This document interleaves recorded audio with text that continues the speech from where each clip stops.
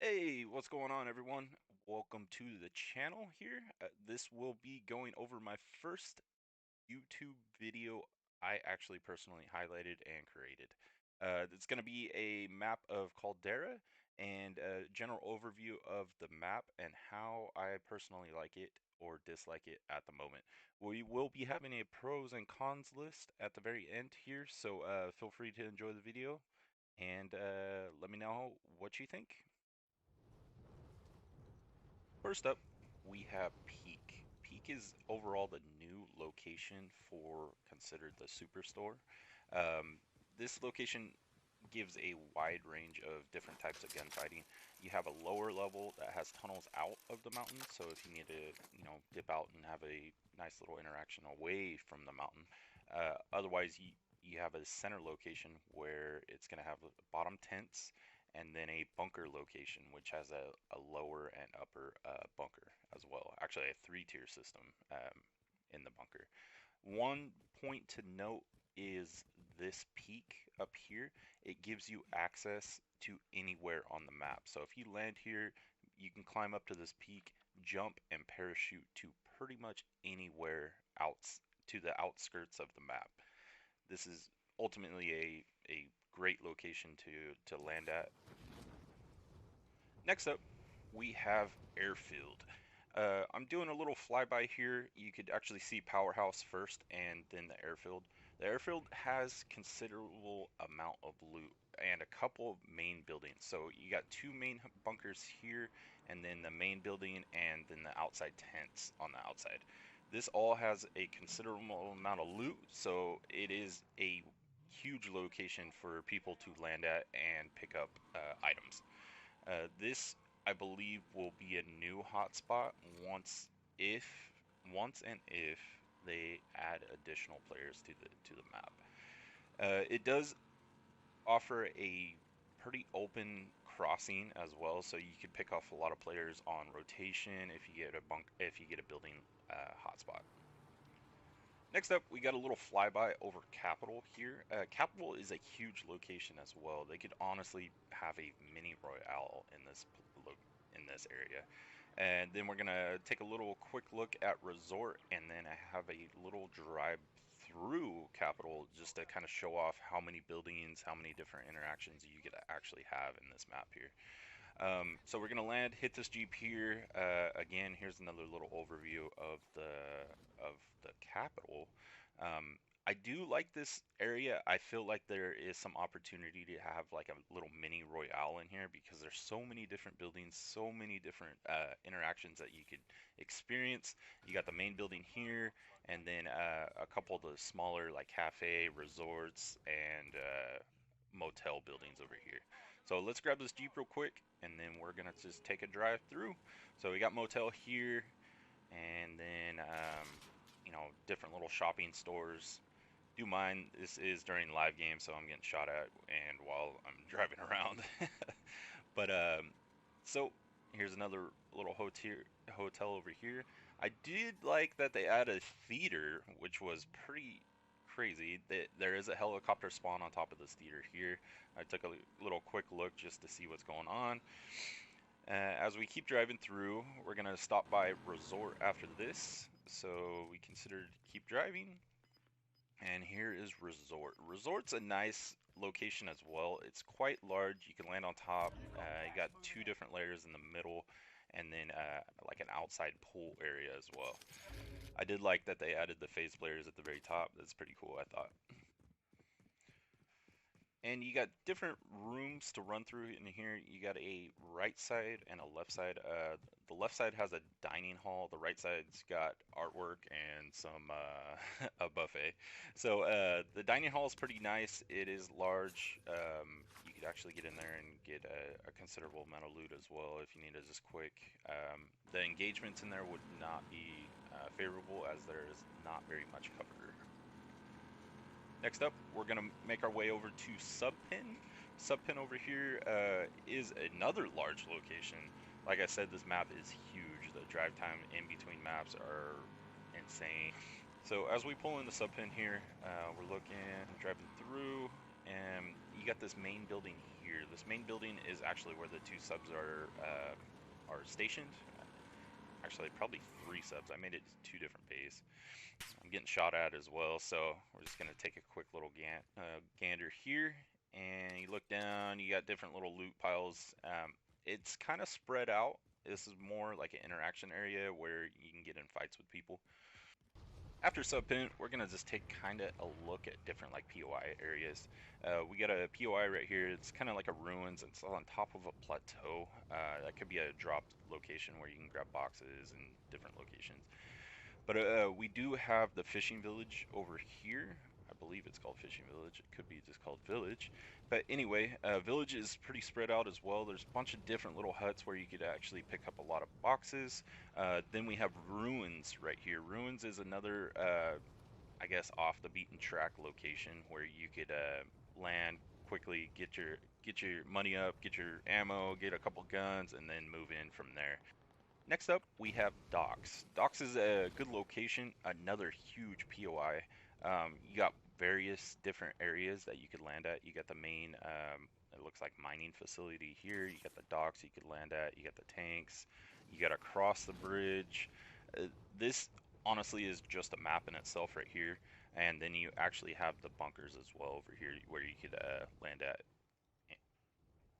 Next up, we're going to check out mines. We're just going to do a quick little drive through of it. Mines is surrounded kind of in a valley, so it is a prime location to get sniped at from the hills on the right. And if the end circle ends here, you're probably going to be doing a lot of rock climbing.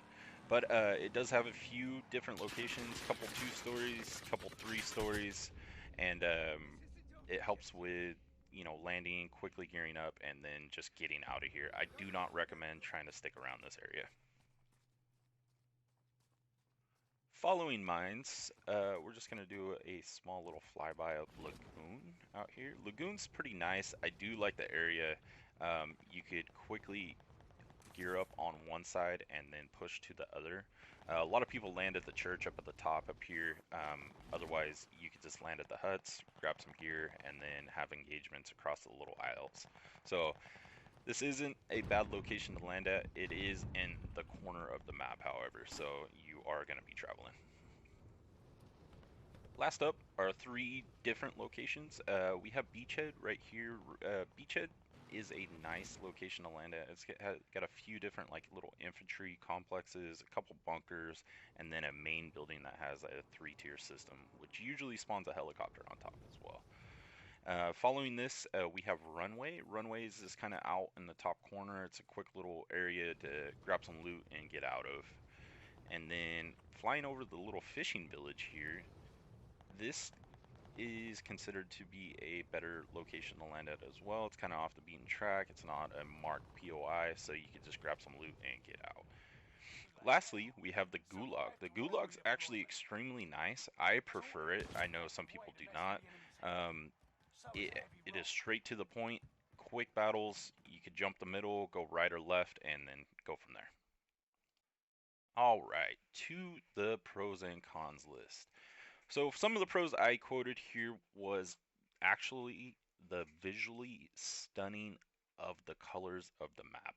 It really reminds me of Hawaii or like a California coast. I was thoroughly impressed on what they did with the island feel of the map and how it reminds me of, say, Hawaii. It actually has like the road signs, you know, the extreme detail into like the waterfalls, all the ground. You know, I was really impressed by all this. After that, we have the Gulag. I know some people are in disagreements of the Gulag. Some people hate it, some people like it. But personally, I'd rather get it over with, quick and fast, no camping, just get in, gun, get it done. You know, that's how I feel about the Gulag. Following that, the dense POIs. So, like I was saying, some of these locations are huge. We could honestly have like a mini royale at one of the, you know, multiple locations in the map. So, I feel like the denseness of the POIs with like the multi-layer buildings, you know, different roads, different avenues that you could go down. I feel like that's a great idea. I did add new vehicles, so they added the plane for the Vanguard limited time mode. So that was kind of nice. It was something different. It kind of reminded me of Battlefield. I wasn't, you know, thinking this was COD anymore. And then when they added the new Berthas with like the little truck beds in the back and everything, so the players could hide, I thought that was pretty cool as well. More cover. Yeah, more cover over the map. So there is, a wide range of cover. The trees you can't really hide behind when you're getting sniped at anymore. So it is a lot harder, but I do like that there's, vertical gradients where you could take a line and hide behind this and run around. Lastly, of course, the anti-cheat. I know I've heard mixed reviews about this already.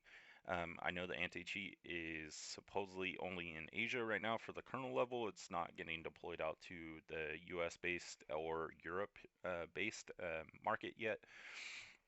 But I have noticed I played all day on the Vanguard release day, had no cheaters. I played the following day and only got into one lobby with a cheater, and I'm sure it was probably quickly banned and removed. So I'm hoping the server side location is actually, taking care of business.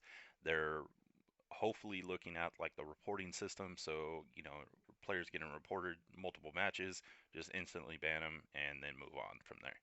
As for the cons, I know a lot of people were complaining about the mountainous terrain or the mountain terrain, and so they're calling it a rock climbing simulator. I do kind of agree with that in certain situations. I have been in circles where it is, you're downgraded versus hitting the upgrade. So it's kind of rough sometimes when dealing with that.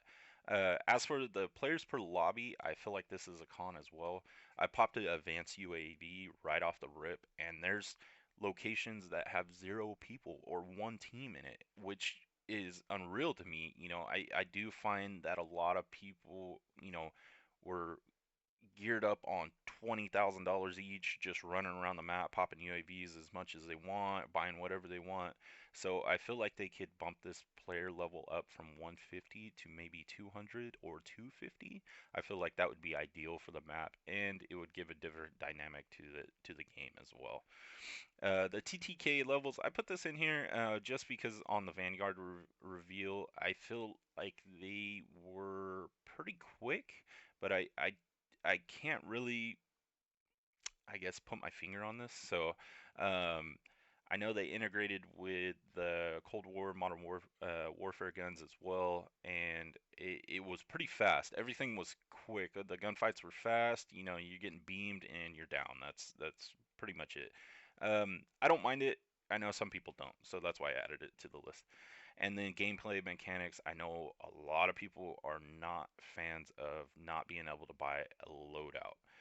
I personally don't like it as well because I like, looting up, grabbing my guns and going for it, but I do see the pro side of it as well. So, you know, you could run with the ground loot and, fight it out that way, but I feel like the ground loot needs to be better for that to happen. So, those are my overall pros and cons. Let me know down in the reviews if you have anything else,